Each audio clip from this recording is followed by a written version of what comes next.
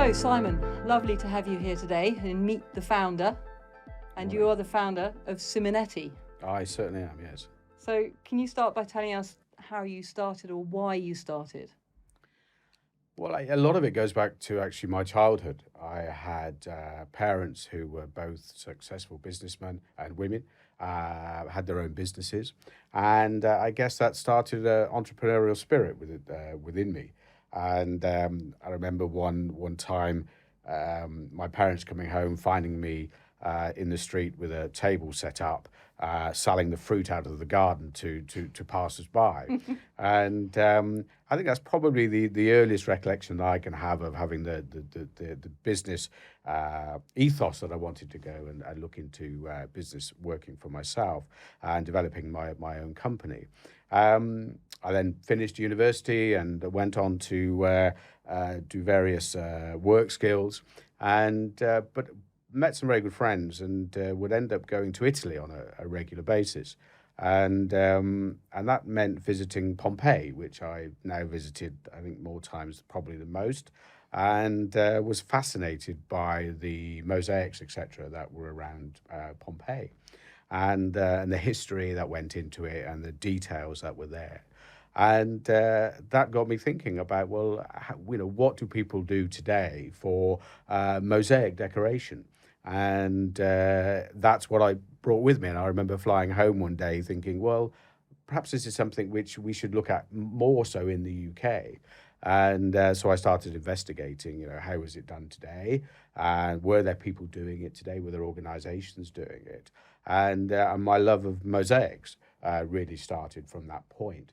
So it sort of started from a little bit as my parents, and a little bit is blaming holidays and visiting Pompeii and Herculaneum, and then finding out more and more about the mosaic industry and what was involved in it. And that started my journey. And I've been in the mosaic industry now for almost a quarter of a century. Wow. So I've picked up a lot of knowledge, and I've worked on some amazing projects around the world in varying materials to begin with. And that's my story. So, why mother of pearl? It was down to looking at what were materials that were. I didn't want to have a product which was being overused around the world or around the country. And mother of pearl has always been synonymous with luxury surfaces, luxury finishes, jewelry, obviously, and watch faces. And I was aware that it was a product that was very available, was being used as a waste product, was being used in landfill. But we could actually start utilizing and producing mosaic tiles out of it. And after a little bit of further investigation, came up with the process that we have today. And it gave me such a buzz, because I was bringing something that was centuries years old. Everybody knows mother of pearl, but nobody ever considers it as a surface decoration. We may have seen it in furniture, etc. But here was something that I could develop into initially mosaic tiles. And that's what I did. And we utilized both freshwater pearl and saltwater pearl, because the shell itself was being discarded. So the freshwater pearl, which is grown for the freshwater pearl industry, all the shell was being thrown away for landfill or hardcore underneath roads.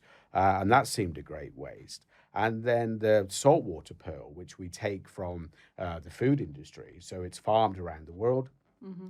We take the byproduct of that, the shell from that, and the mother of pearl that's inlaid within the shell. So we're taking, again, a product which was just being discarded. And then through the magics of how we work it, we started producing these stunning finishes, which are natural in their look and their appearance.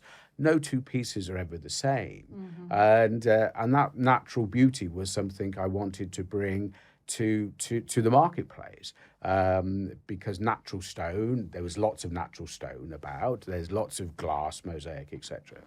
But that ultimate pinnacle of luxury, I really felt with mother of pearl. would establish a very different feel. Whether it be in steam rooms, spas, swimming pools, super yachts, hotels, wherever we're installing it. And when people look at it, is that the surprise on people's face of wow. It still gives me a buzz and a great warming feeling every time I show it to people, and that's the beauty of the product as well. So how did you pivot from, fundamentally mosaics tiles into surfaces? So I've seen images on your website with pictures on the wall and tabletops. When did that pivot happen? Well, about 3 years ago, we were being asked by clients that wanted to put it into showers, and we were putting mother of pearl into showers. It's one of our core areas where we install the product. But people wanted to do away with the need for grout. So as you do with any type of tile, you have to grout. So we started looking at actually putting all our pieces of mother of pearl, basically butting them up and joining them to each other. To do away with the need for grout, because that saved a secondary process on site. It's also a hygienic issue. It saves cleaning, so on and so forth. So there are multiple advantages in doing it. And we came up with the concept of putting the individual pieces together. But by doing that, we needed to have a harder substrate. We needed to put them on something that was much stronger. So we developed a honeycomb backing. So now we're able to do decorative panels, as we refer to them as, on a honeycomb backing. So it's got huge rigidity, so they don't break. Mm-hmm. And you can put them into showers. We produce them to the size that's required, and they just go straight into showers or into furnishing inlays, for example. And it does away with that secondary process of needing to grout it. So you get a stunningly smooth finish that is just white clean should it need cleaning. So particularly interesting, you've moved into the healthcare hospitals? Yes, we've actually recently finished, actually we're in the process of still supplying, but an enormous project in the US. There's a hospital in the US, mm-hmm. Which has taken all Siminetti product. And it's the second hospital for this hospital group in the US that we've mm-hmm. done. And the concept of mother of pearl being in hospital was maybe an unusual one to many people, and to some degree it was myself. But again, it's bringing that hygienic aspect that they very much like. It's bringing a stunning finish that every time you look at it, people see something different. Yeah. And it's bringing it's almost bringing a luxury finish into an environment which perhaps isn't renowned for having such luxury finishes. But again, the sustainability aspect was very key to them as a client. And so that's been an exciting, and still remains an exciting project today. Well, it's an exciting timing, isn't it, at the moment, with obviously COVID and companies the world over and business sectors over doing this sort of fogging systems and looking at surfaces. Mm-hmm. When, as you mentioned, the lack of grout and the ease of hygiene, cleanliness, mm-hmm. It's so much better than plastic. Obviously, it's 100 times. Well, I mean, as a product, I often say to people about how sustainable is it, and it's a bit like if we ever watch archaeological programs, people, if you find anything left of a human being, you may find their teeth. Well, ultimately, mother of pearl is the same style of product. It's a calcium-based product, so it's a very strong product, but it's a wholly natural product. So from an environmental point of view, it's also hugely exciting. But what I do say to people is, if you don't like going to the dentist and the product's being installed, don't be around it if they're cutting it, because it can smell like you're at the dentist, which always brings a smile. But again, it really demonstrates the style of product that we're using, or the type of product that we're utilizing. And for me, our aspect to what we're doing for the planet as well is we're not pillaging the oceans. We're utilizing farm product. If one day it's discarded on a project or something in 20, 25, 30 years time, we know it's not going to damage the environment, and so that that longevity of the product is exciting as well. But what it also means, it gives us great opportunity, because the pieces are relatively small that we use. it gives us great opportunity to come up with all sorts of designs and patterns. Some of the bespoke designs we get asked to produce are just amazing, and I don't think we've failed to do any design to date. But yeah, we are able to really produce what any client is looking for. So at the beginning of this year, for example, you came out with a whole new design called the Seasons Collection. Is that what's the name of it? Yes, that's right. The Seasons collection. So what we wanted to do was very much bring a whole new revolution to the idea of mosaics and the styles that we can do, and with mother of pearl.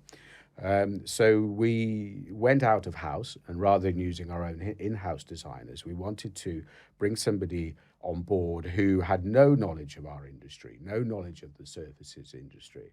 And we wanted to produce a collection that was aligned with the seasons, so winter, autumn, etc.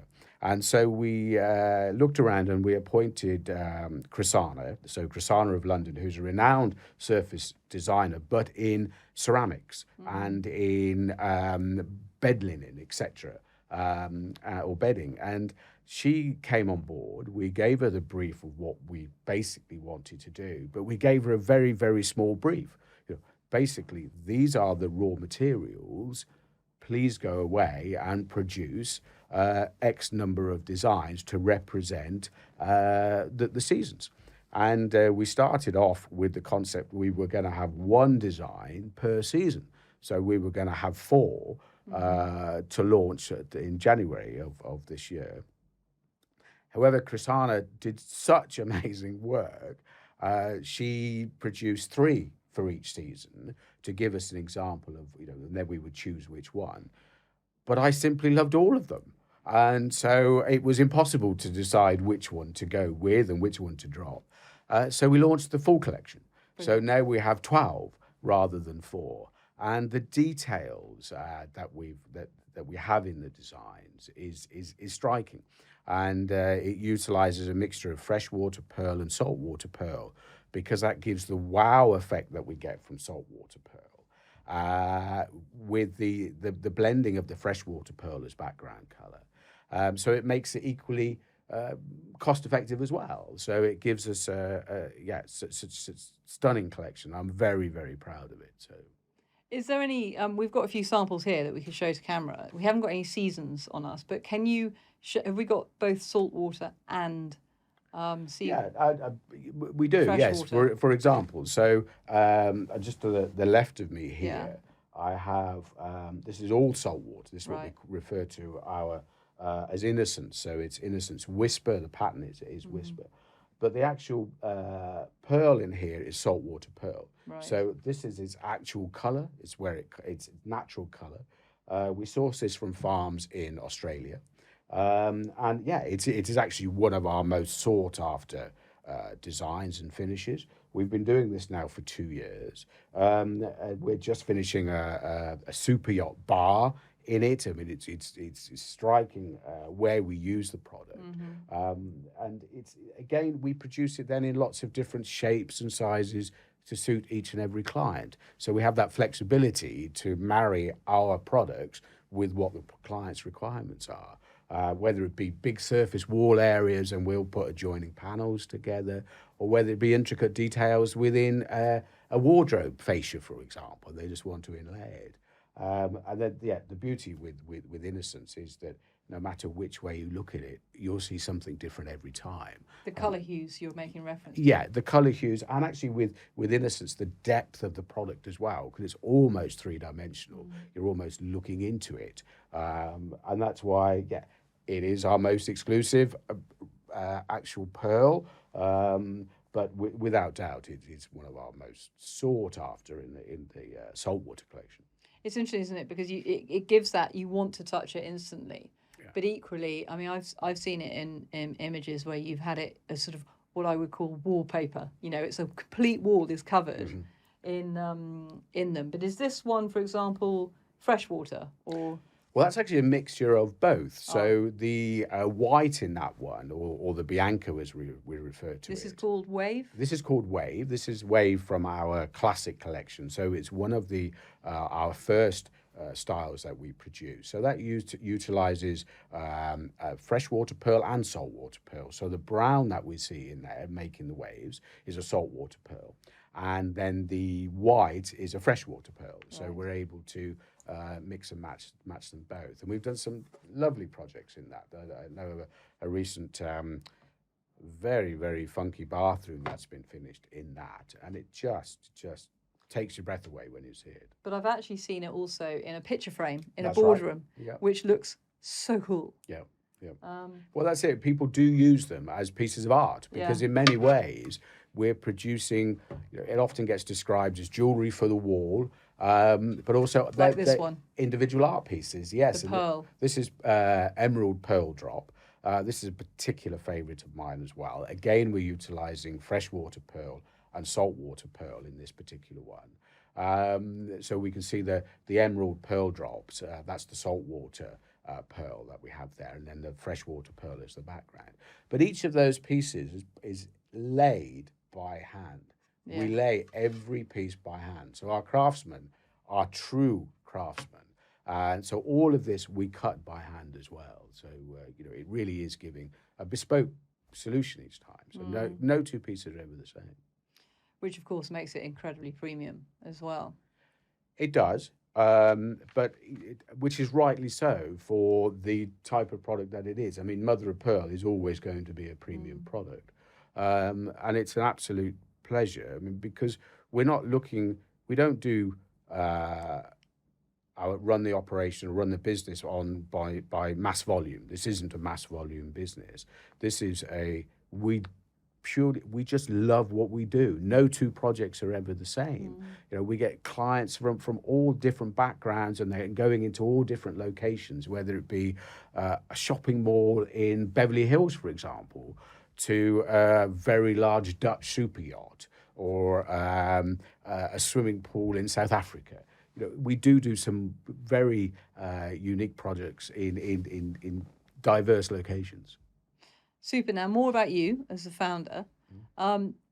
Whether this is linked to the company or not, what really or who inspires you? I think there's one person I always read what he has to say and follow what he has to do, and that would be Richard Branson. And I read an article or a comment that he came out with once that was talking about, you don't have to invent everything.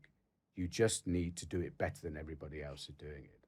And I really found that a really inspiring phrase, because if you look at what he's done, whether it be through his finance businesses, his rail franchises, his balloons, for example. We think of hot air balloons, and we think of see Virgin balloon flying through the air. His TV stations. Now he's looking to go into space travel, etc. Space travel may be slightly different because there's not many people doing that, but his whole ethos has been very much improving what he offers, so his audience, his clients, get a much better feeling and a much better service from what he offers. And I found that hugely inspiring, because it isn't just about money. And Richard Branson, yes, he's a very wealthy man and has made a huge amount of money, but his key criteria is all about ensuring that the service that his companies offer is better than anybody else, or they're giving a better experience all round for the individuals. And I find that hugely inspiring, and very much what we try and do is we're giving a product, a service, a support, that this is a lifestyle choice. That's what we're trying to make it. And it's not just about today, it's about the future. When you put this in your home or your property, that you go, every time you look at it, it's, wow, this is quite special. Brilliant. So can you talk about some of the projects that you may have been involved in that, have given you a good journey, story, accolade that you can share? I think there are, we cover such a diverse range of projects that it's quite difficult sometimes to pull out specific ones. But I think if there was two that I would talk about right now, the one is a slightly older one, but one that I'm immensely proud of. It's the largest mother of pearl project ever in the world, where we supplied 7,500 square meters of mother of pearl mosaic tile, saltwater pearl as well. And that's all gone on external cladding. So it was the regeneration of a particular part of the world, a city in a part of the world. And it's gone on all the external cladding of the shopping malls, the living quarters, so even on the outside of the hotel that's there. Hugely proud project for us to secure. It was a highly fought over project, but we were specified from the outset. And we secured it because of our knowledge, because there's very little we don't know about mother of pearl. This is what we do. So having the journey, I mean, that journey probably lasted 3 years from the initial concept with a London-based architectural practice. And then we were involved with the cladding organizations in the UK and then the German cladding organizations as well. And then supplied it into the Middle East. And we supplied it ahead of schedule. And we didn't have one snag, not one single fault of the 7,500 square meters that we supplied. So I'm hugely proud that a British company was able to secure that. And I suppose the other one that I'm immensely proud of, which we've just completed, is a very special swimming pool, external swimming pool on Ocean Drive in Miami. So for me to ever think that I'd be supplying or working on any project on Ocean Drive in Miami was never in the forefront of my mind. So, but that was designed back in the 1970s, and it had never actually materialized. And until the client found us and spoke to us, and they needed to redo the swimming pool. They put a concrete in, they didn't like it. And they found that we can do it, and that our mother of pearl is suitable for swimming pools. Because of our process, our technique.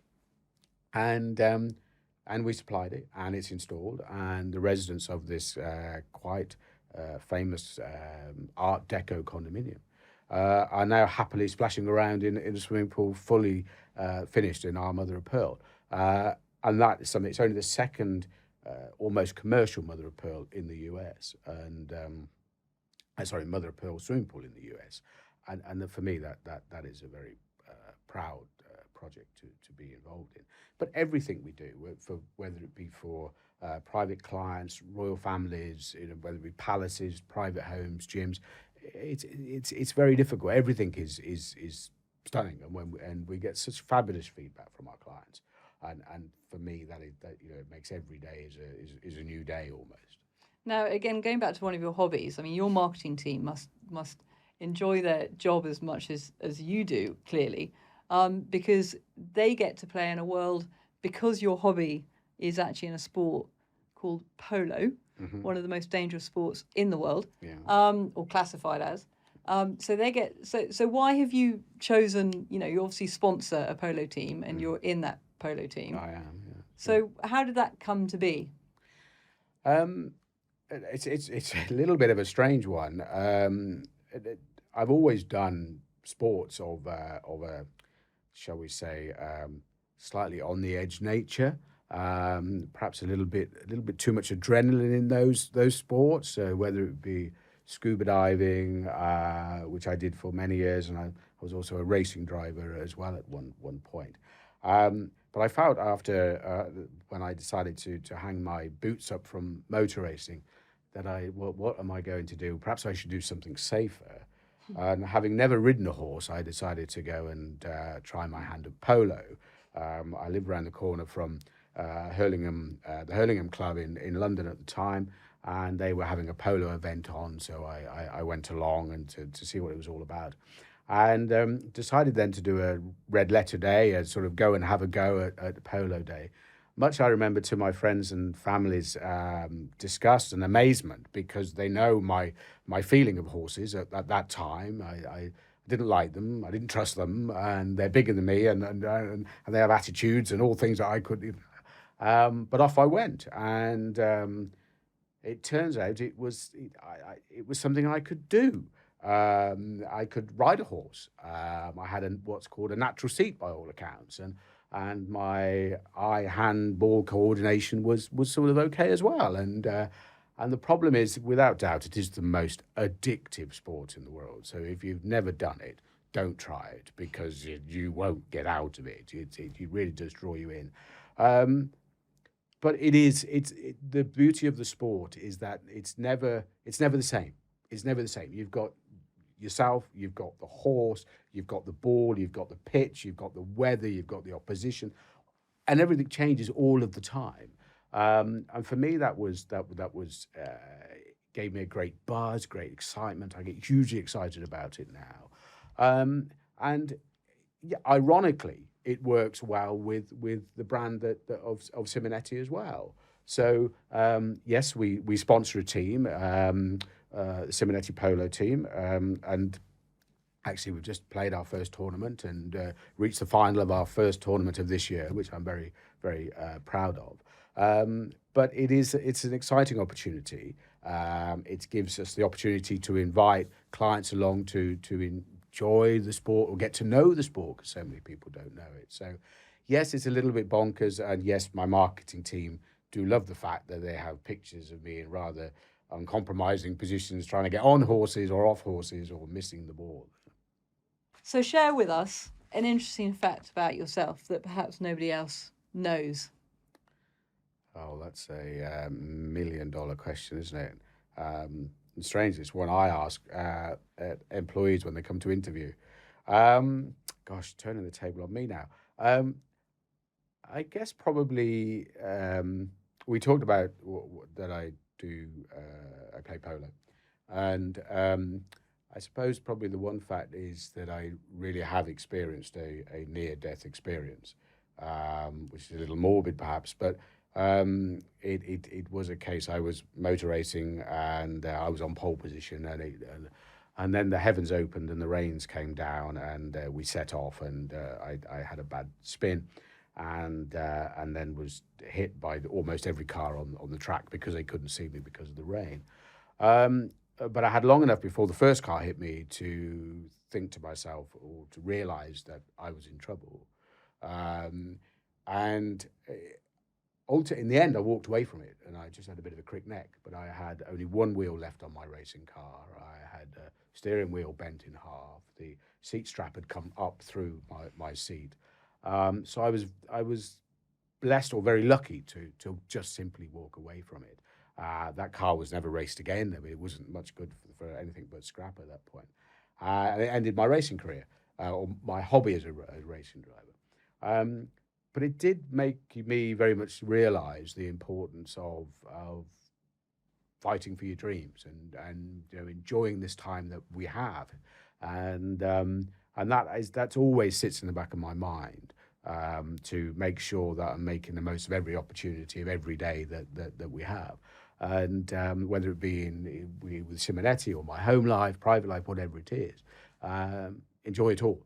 And that's why, with Siminetti, we have quite an open, relaxed vibe about everything that we do, because I want the team to love it as much as our clients love it.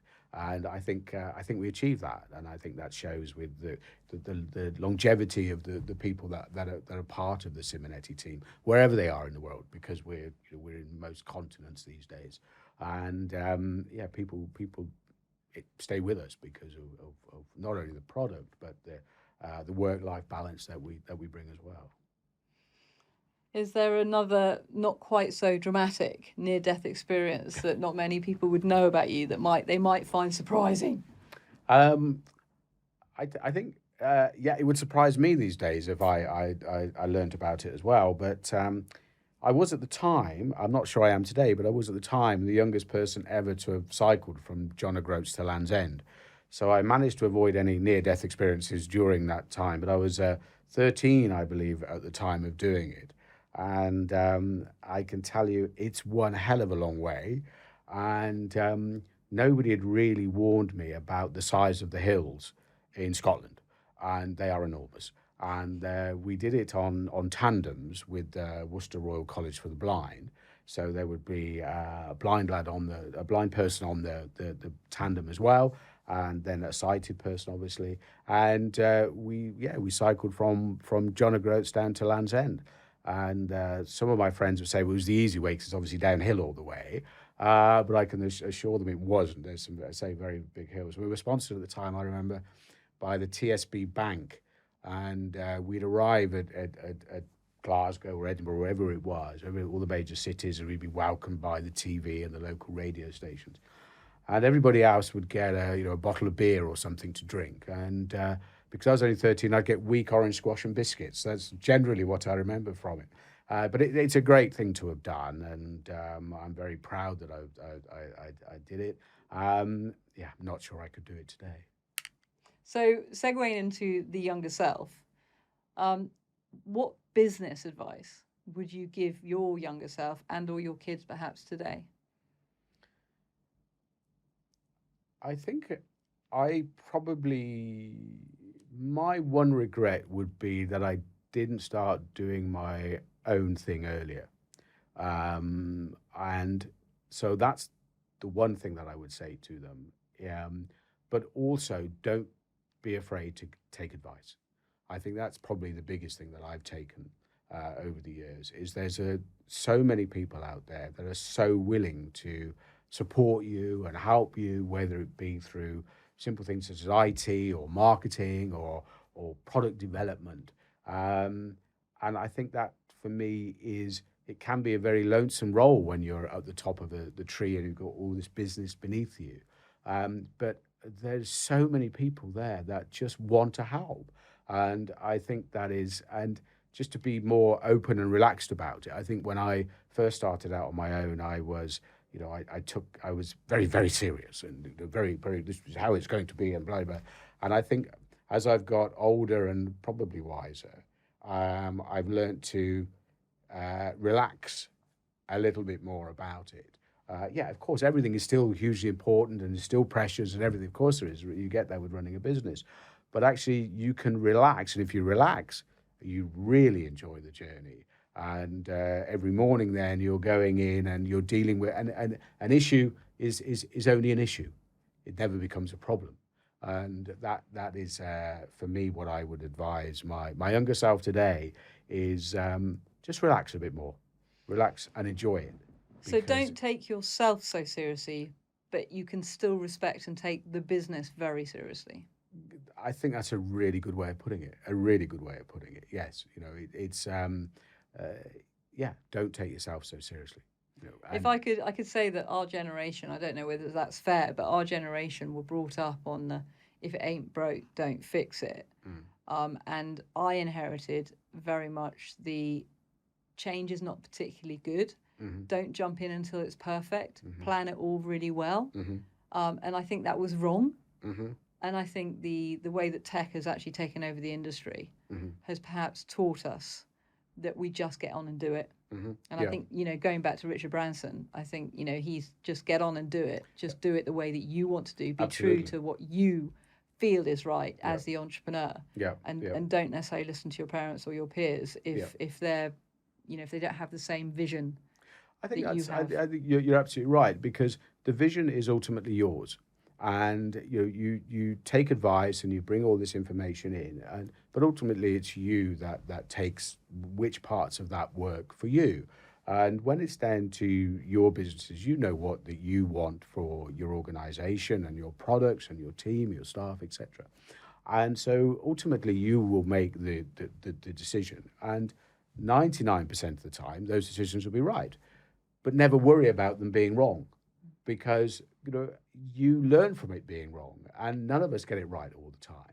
And I've learned a great deal by the things that I've got wrong. Have I made mistakes that I wish I hadn't done? Yes, of course I have. But I've learned from them, and I look back at them now and go and laugh about them. But those are in my younger days. And now, as I've got older and more experienced and wiser, you do look at it with a more open vision, if you like, and be able to bring the right solutions to the table, But ask your team, ask the people around you. Don't think you have to do it all on your own. Because it is a team achievement at the end of the Oh, day. totally, totally. I have a fabulous team. My team is growing. Say we're around the world. They're a fabulous group. Some are employed, some self-employed.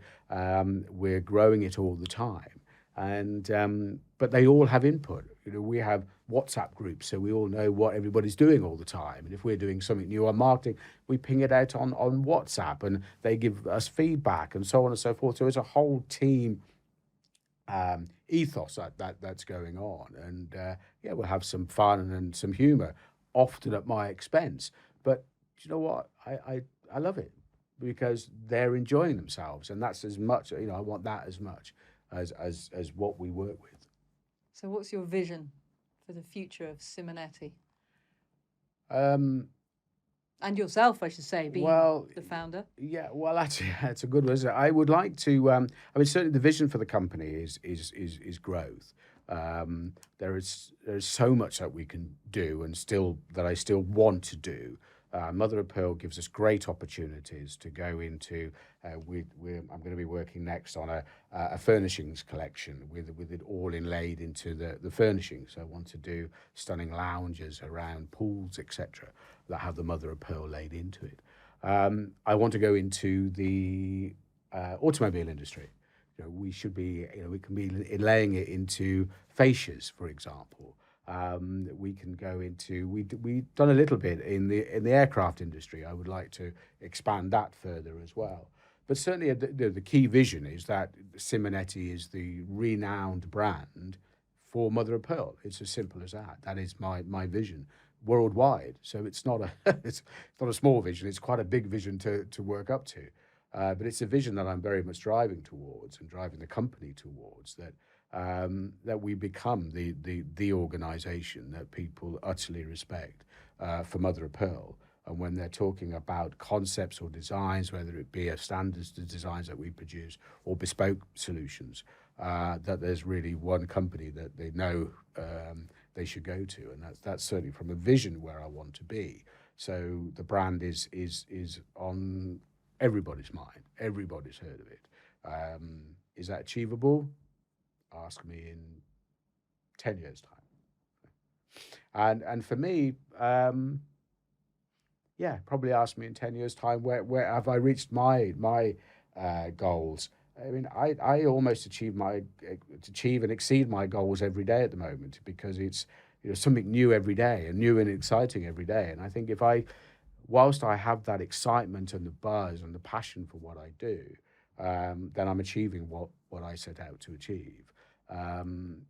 Getting up, waking up, and going to the office is an absolute pleasure, not a chore.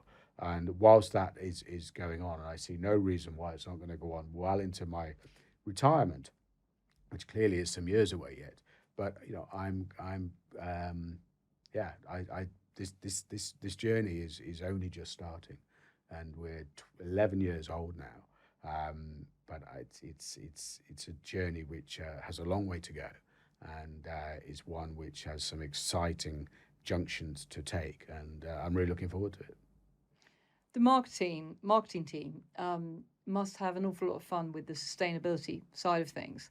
And we've touched on some of the more exciting side, but I just want to reflect on something that I didn't know, which was the sustainability also includes the lightness of the product, which is why you've branched into aircraft as a sector, Yeah. and the automotive industry Yeah. as a sector. Can you just share some of that, because that's really interesting? Yeah, the one of the benefits of the product is its thickness. So the mother of pearl itself is only 2 millimeters thick. So once we've finished working with it and polishing off the outside of the shell, so we're left with purely the mother of pearl. It means it's only 2 millimeters thick. And then with our process, we make it exceptionally tough. So it's almost impossible to snap it, for example. So although it's only 2 millimeters thick, it's an exceptionally strong product. But it also means it's exceptionally lightweight. And that's why we've been hugely successful in the marine sector, for example. So in super yachts, it's very popular in the super yacht sector because first of all, it's a luxury finish, so that fits very well with the super yacht sector. It's also a product which is coming out of the water and then going onto the water, so it has that sort of natural link as well. But it's weight. Now, when you're talking about boats, yachts, aircraft, cars, weight is obviously an important factor. And with our product being only 2 millimeters thick, it means that it's exceptionally lightweight. And it's the same with the decorative panels. By putting the panels on the aluminium honeycomb backing, we're still maintaining a lightweight solution. So whereas a stone slab or panel, for example, of 1.2 meters by 2.4 meters, you would need, a machine to move it around, so on and so forth. With the mother of pearl, our mother of pearl panels, you can lift those yourself. I mean, it's a one-man person or one-person lift. So that is, again, a hugely important benefit of the products. So it enables us to go into sectors where a lot of other products wouldn't be used. So we've done a hotel very recently where we've actually put it on the ceiling. So all the ceiling is covered in our mother of pearl. Because to fix it to the ceiling is very, very simple. It's lightweight. It gives you a stunning finish that nobody expects to see when they go into this hotel. And then also, because it's so thin, it also goes around seats and curves very, very well. So if we're doing a column, for example, if you do it in thicker material, then it tends to step around the curves.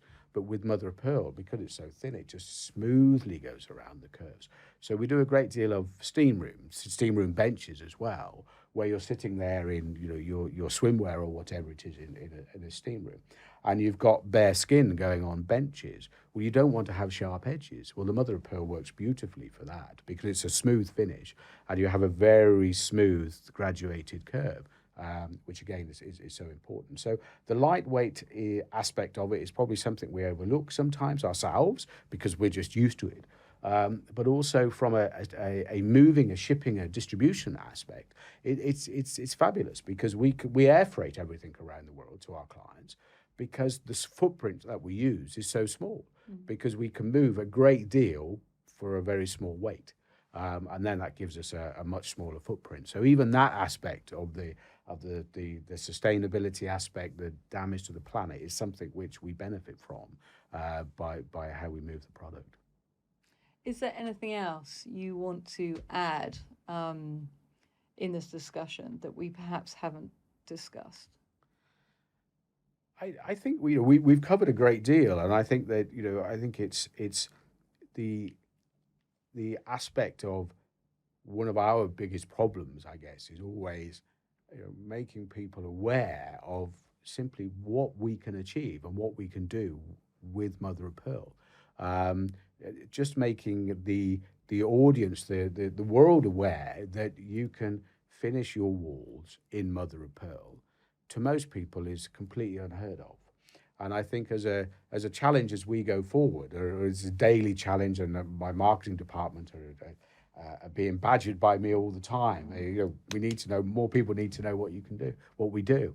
And I think that's one of the hardest things, is when you're bringing a product which people don't necessarily appreciate can be used in the way that we utilize it. That's probably our biggest challenge, always has been and always will be, I suppose. But as we become, as the brand becomes more and more well known, and our marketing team come up with their clever ways of marketing Siminetti as they do, then hopefully we'll see more people have it, whether it be from a kitchen backsplash to their bathrooms, because you can just have a small bit and it's a wow to whoever comes in, whether it be your friends, family or neighbors. I have one particular client that I refer to quite often, and she has it all in her bathroom. They're good friends of mine, actually polo playing friends of mine, and they've done all their bathroom in it. And I'll get a phone call from her saying, I'm lying in the bath and I've just seen another piece and the movement in it is amazing. Now, it's a bit too much information knowing she's lying in the bath at the time, but it's that constant feedback that they're seeing something different all the time. And that's one of the beauties of the material of what we work with. And I love every day that we're working with it. So it's interesting, isn't it? Safe, sustainable, strong, Yeah, hygienic, yeah, lightweight. yeah. I mean, Yes. are there any negatives in this product? Clearly, I'm going to say no. You know, it's there are it ticks all the boxes. Is it for every budget? Oh, of course it's not. It's mother of pearl at the end of the day, and we have to understand that. You know, some people, you know, if you're doing larger spaces, it may not fit everybody's budget, but it doesn't mean that you still can't have that little bit of luxury in there, because it does give you that's something special that people will always turn to. Thank you so much, Simon Powell, the founder of Siminetti, 11 years ago. Thank you for joining us at Meet the Founder. And Well, see thank you you, soon. Lulu, for your fine questions. So thank you, and it's been my pleasure to introduce myself and Siminetti. Thank you.